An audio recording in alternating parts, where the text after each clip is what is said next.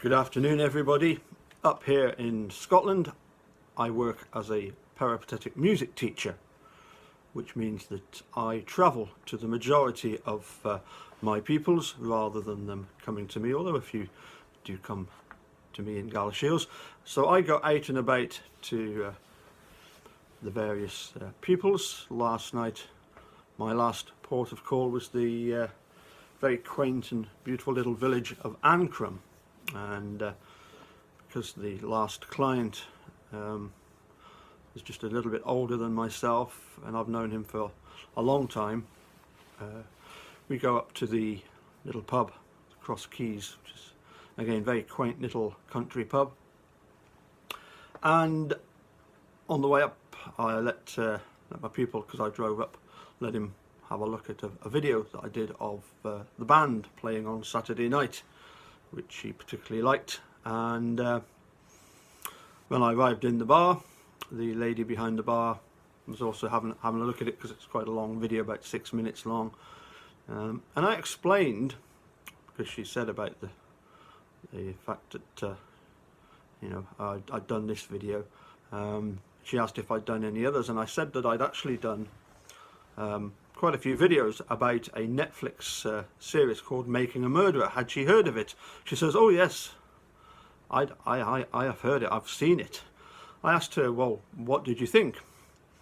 She said, well, she felt that the nephew, she didn't know Brendan by name, she said that the nephew was clearly innocent and got embroiled in something completely by mistake. But she wasn't sure about Steve. Wasn't sure because the cat incident she found very disturbing. She said, if people are capable of that, then they can sometimes be capable of worse things in future life. And that's one of the things that we have to accept, is the fact that people will look at the past record of some of the things that Stephen did, and they'll put two and two together and make five. But you can see where they're coming from. So Steve was facing 6 years anyway for running Sandy Morris off the road. They didn't need to frame him for the attack on Penny Bernstein, but clearly he was so despised, particularly by the Sheriff's Department and people within Manitowoc, for the way that he'd been over the previous few years, that obviously they did frame him, and they did it quite successfully when you consider that Steve had so many witnesses that said that no, he was pouring concrete, he couldn't have been on the shores of Lake Michigan where the attack took place. But ultimately, of course, he was found guilty. And I've always assumed that the people at the Sheriff's Department and the attorney, Dennis Vogel, I'm sure they assumed that faced with a 32-year sentence, that Steve would simply give up, and having done his 6 years, he'd say, "Look, yes, I did the attack. I'm sorry," and then he would return to Manitowoc with his tail between his legs, and completely disgraced. Well, of course, the big problem was, maybe Steve wasn't the most desirable person in the world, but he's stubborn as hell, isn't he? And he was no way was he going to admit to something that he hadn't done. And I don't think anybody expected him to hold out for 18 years until finally being proved innocent. But then the other big problem was that, having been released in 2003, it then transpires that 8 years earlier there was a phone call to say that you've got the wrong guy. Now, that's another interesting thing, isn't it? Because clearly not all the police departments in Wisconsin are corrupt. Otherwise, the Brown County would have gotten in touch with the general attorney and said, what do we do with this piece of information? Do we keep it to ourselves or do we share it? And they immediately phoned, obviously, Manitowoc, told them what had happened, that they'd got Gregory Allen, who's admitted to the attack, and that you've got the wrong guy. And they sat on it. Well, yeah, that was the big problem. So of course, it was, as I say, he was released in 2003. I was explaining all this to the lady behind the bar, and the fact that when the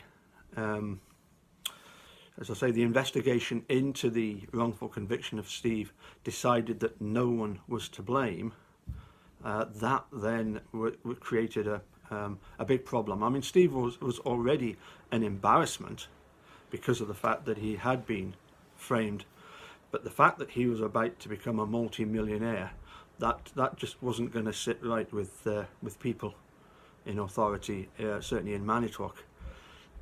So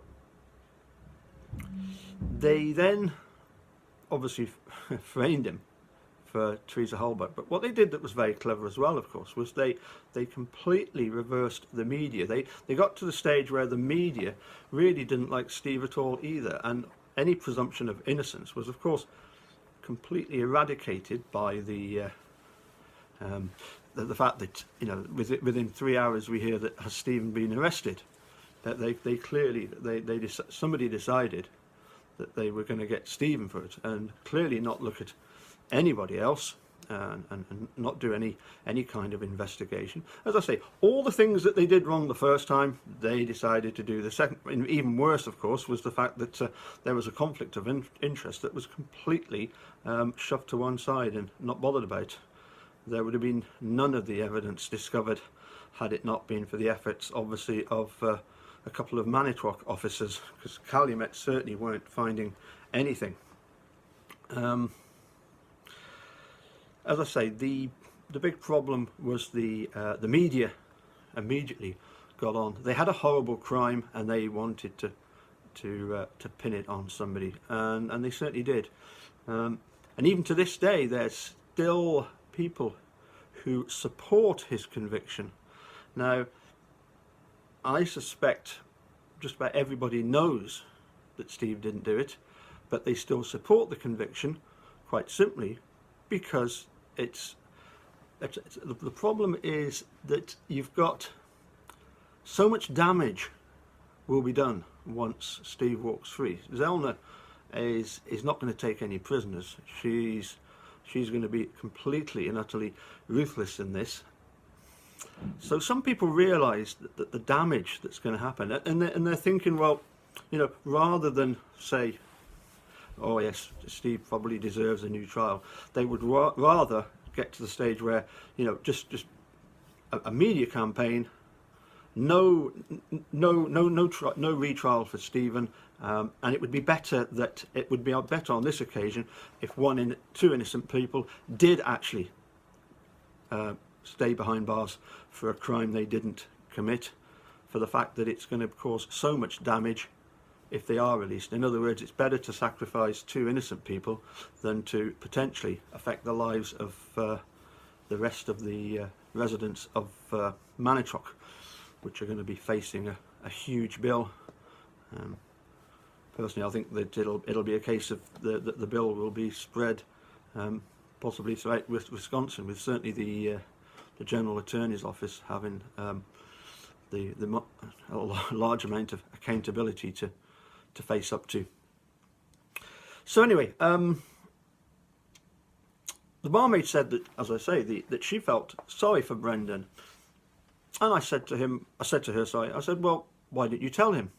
She says, what do you mean? I said, well, write to him. I do.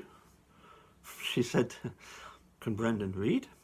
I said, you'd be surprised. Yes, he's done quite a lot since he's been inside. He's actually passed his high school diploma. And whilst in some ways he's still the 16-year-old naive wee laddie, you know, obviously he's nearly 30 years old now, and he has matured a lot in other ways. And apart from the fact that he likes to play cards and usually gets beat by his cousin, but anyway, that's another matter.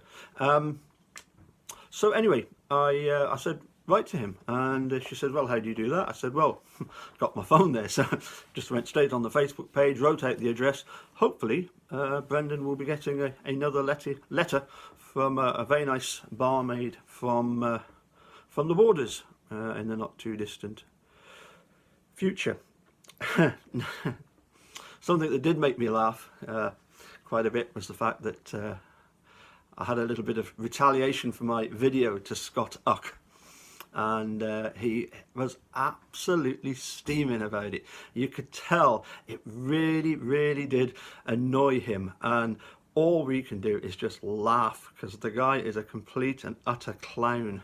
He actually complained to Eric Hosey, writing, "Tell him to remove it or I'll tear him to shreds." Well, I'm still here, you know, I'm not going anywhere. So anyway, he did something very stupid that a lot of guilters and haters do. He replied to something without even checking out the details. You know, shot himself in the foot. He wrote some nasty comments about a video that I'd done about the Manitowoc Minute, and he just assumed that the Manitowoc Minute was in support of Steve Avery, wrote a load of abusive stuff and hadn't even checked out any of his facts. Now, isn't that surprising? Who else do we know that criticised something without even watching it first? A certain Mr. Herman over there in the Sheriff's Department. It seems that there are some people who will never ever learn from their mistakes. Scott Uck, you're a clown. You've been a clown for a long time, and all we're going to do is laugh and laugh and laugh at you because you're an idiot, an imbecile. Good night.